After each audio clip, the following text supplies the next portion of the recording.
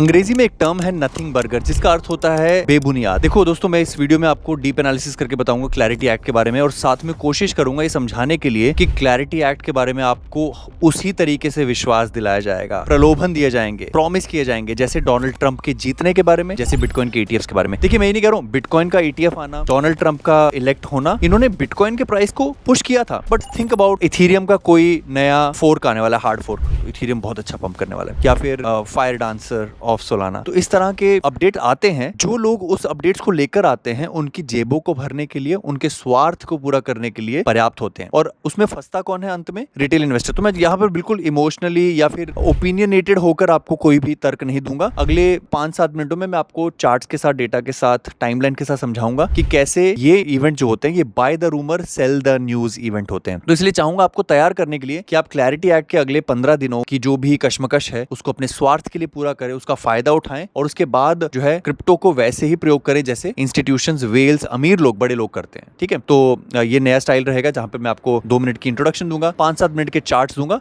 और उसके बाद अपना कंक्लूजन बताऊंगा। वीडियो को लाइक करना, वीडियो को शेयर जरूर करना दोस्तों के साथ, ताकि ज्यादा लोगों तक वीडियो पहुंच सके। मित्र दक्षिणा देने के लिए स्टार्टिंग में आप पहले ही वीडियो के पहले कॉमेंट में लिख दो जय श्री राम, अल्लाह अकबर, जय हनुमान जी, जो भी आपको अच्छा लगे, या फिर आप दुनिया के कौन से कोने से वीडियो देख रहे हैं। मैं तो इस समय आपको टोक्यो शहर से वीडियो बना रहा हूँ। थोड़ी सी शांत हो गया शहर और मैं बाहर निकला हूं, अपने फैमिली के सामने में वीडियोस नहीं बनाना चाहता ताकि वो डिस्टर्ब ना हो। This is not a financial advice, obviously nothing in this video is financial advice. मैं रजिस्टर्ड फाइनेंशियल एडवाइजर नहीं हूं। दोस्तों, इस क्विक रिव्यू को प्रारंभ करने से पहले मेरी आपसे सिर्फ एक ही रिक्वेस्ट है। आप कसम खाइए कि आप मुझे बेयरिश टैग नहीं करेंगे। मैं यहां पर तर्क संगत बातें करता हूं, मैं कोशिश करता हूं जितना हो सके आपको स्टैट्स बताऊं, और मेरा उद्देश्य केवल यह है कि आप क्लैरिटी एक्ट का फायदा उठाएं, उसकी हवाबाजी के चलते पैसा ना गवा दें। तो फटाफट से शुरू करते हैं। मैंने क्लैरिटी एक्ट के 2025 और 2026 के सभी इंपॉर्टेंट स्टेप्स, कीर्तिमानों को यहां पर नोट किया है, और साथ में बताने की कोशिश की है कि उस समय क्या हवा थी और उस हवा का क्या प्रभाव पड़ा, ताकि आज जो लास्ट डिसीजन जुलाई अगस्त में आने वाला है उसके क्या परिणाम हो सकते हैं उसके बारे में आप पहले से तैयार रहें। यहां पर मैंने चार्ट्स का प्रयोग किया है, यहां पर मैंने डेटा का प्रयोग किया है, न्यूज आर्टिकल्स का प्रयोग किया है, और उसको सिंप्लीफाई करके आपके लिए लेकर आया हूं। तो मई 29, 2025, ऑलमोस्ट 1.25 साल पहले ये पूरी शुरुआत होती है। बिल को पहली बार फॉर्मली इंट्रोड्यूस किया जाता है यूएस के हाउस ऑफ रिप्रेजेंटेटिव्स के पास, जहां पर 294 वोटें होती हैं। अब अगर आप नोट करें टाइमलाइन को बिना इमोशनल हुए, तो आप नोट करेंगे कि इसकी हवा के चलते कि क्लैरिटी एक्ट प्रेजेंट होने वाला है हाउस के अंदर, अप्रैल यानी कि 1.5-2 महीना पहले बिटकॉइन का प्राइस $80,000 के आसपास था। ज्यादा अच्छा परफॉर्म नहीं कर रहा था बिटकॉइन, बट 19 मई जब तक ये वोट होने वाली थी उसके 10 दिन पहले मार्केट को खबर लगी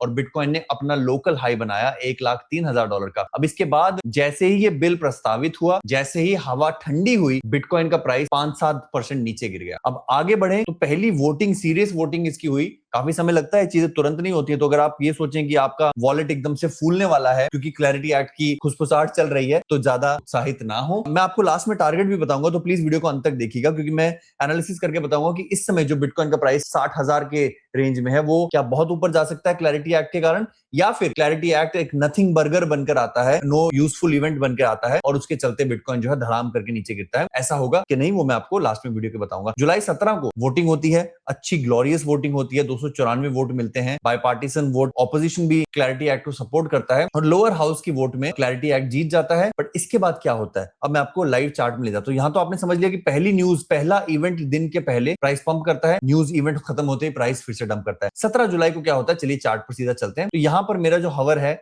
अगर आप कर्सर देखोगे तो वो 14 जुलाई पर है। 14 जुलाई को जिस दिन बायपार्टीसन वोट हुई, मैं यहां पर एक गोला लगा देता हूं, उस दिन बिटकॉइन का ऑल टाइम हाई था ऑलमोस्ट। अगर आप देखेंगे वोटिंग हुई, मार्केट वोट होने से पहले ही चढ़ चुकी थी।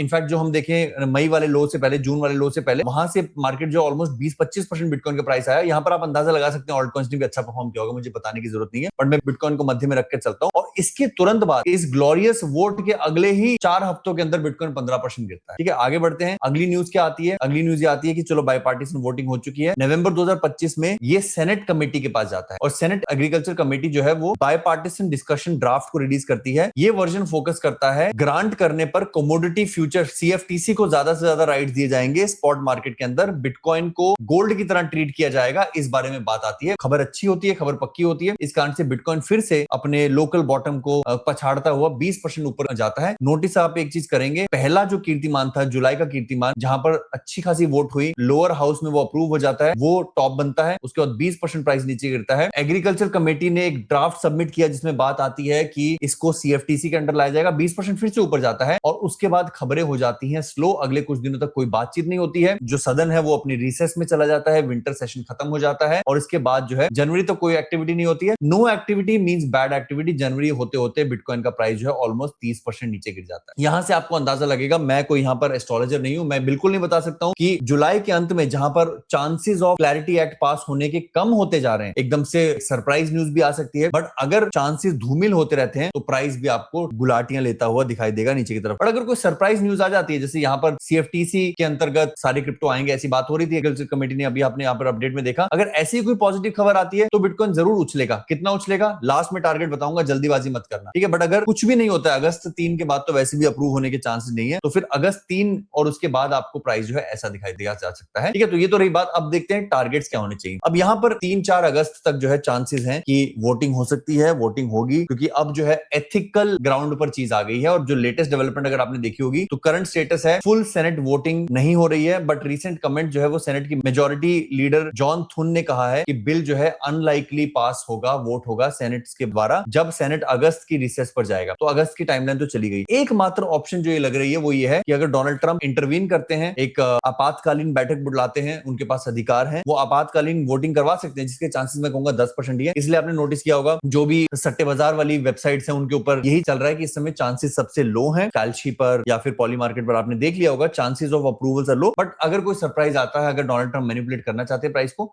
अगर वो प्राइस को ऐसा चढ़ाना चाहते हैं इस तरह से, तो डेफिनेटली कुछ एक चांस है। अगर ये वोटिंग होती है या कोई पॉजिटिव खबर आती है, मेरा जो बेस टारगेट है वो है CME गैप के भरने का, जो कि 75,000 के आसपास है। तो मेरे चांसेस, मेरी एक्सपेक्टेशन, मेरी अपेक्षाएं बहुत न्यूनतम है। यहां से मैं किसी सरप्राइज की एक्सपेक्टेशन नहीं कर रहा हूं, बट अगर कोई सरप्राइज न्यूज आती है, हमारे पास अपसाइड है 17-20% के आसपास की, जो कि बहुत ज्यादा एक्साइटिंग नहीं है। इसलिए आप इन खबरों को ज्यादा संगीन मत लें। तो चलिए मैं वीडियो को अंत करता हूं। तो दोस्तों ये तो थी मेरी क्विक पेशकश, क्विक ओपिनियन की क्यों हमें इमोशनल नहीं होना है। तगड़े पॉजिटिव खबरें मार्केट में आती रहेंगी, उनको हमें सिर्फ भुनाना है अपने स्वार्थ के लिए, उनको हमें प्रयोग करना है केवल मार्केट से एग्जिट करने के लिए, और खरीदना तभी है उन 5 दिनों में जब कोई नहीं खरीद रहा हो, जब मार्केट अल्टीमेटली बॉटम हुआ। आशा करूं वीडियो पसंद आएगी। वीडियो को लाइक करना मत भूलिएगा। अपना ख्याल रखिए, अपने माता पिता का ख्याल रखिए। धन्यवाद। जय हिंद।